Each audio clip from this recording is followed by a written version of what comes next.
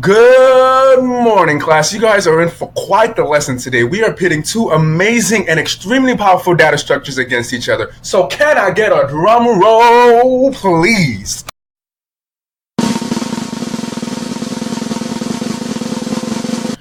On our left side of the screen, we have our heavyweight champion who's been around since the beginning of computer programming, the one, the only, Arrays. And on our right side looms the relatively new but extremely efficient contestant, the one and the only Pythonlist.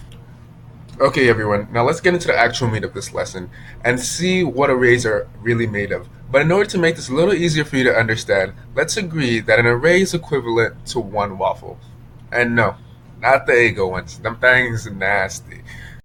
So each waffle has a specific amount of pockets, and in the same way, arrays have a specific amount of space to store data. Also, just like you can't add pockets to an already made waffle, you can't add more space to an already built array.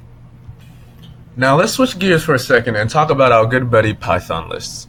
For Python lists, we're going to assume that they're equivalent to a stack of pancakes. See, with the stack of pancakes, you can always add an extra pancake on top of the last one, and to be honest, who's gonna stop you? Just like a stack of pancakes, Python lists allow you to add as many elements to the list as you wish, and even throw in some inconsistent elements if you so desire. Now, I know it doesn't seem like much of a competition when it's pancakes versus waffles, since it's basically a fact that pancakes are always better than waffles. But let's take another look at this, and I think that the waffles might just surprise you.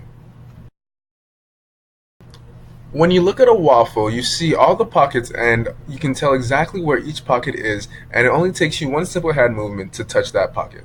Arrays work exactly like this. Since arrays have a finite amount of space and each spot is accounted for, so accessing each element in an array takes only one step, or a big O of 1. Sadly, it doesn't work this way with Python lists. With our stack of pancakes, in order to get to the pancake in the middle, you first have to go through all the pancakes on top.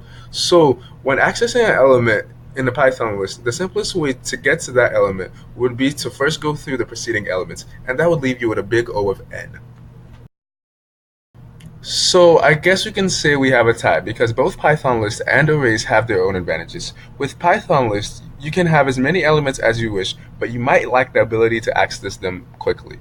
While on the other hand, with arrays, you limit yourself to a specific amount of elements, but in turn, get swift access to each element.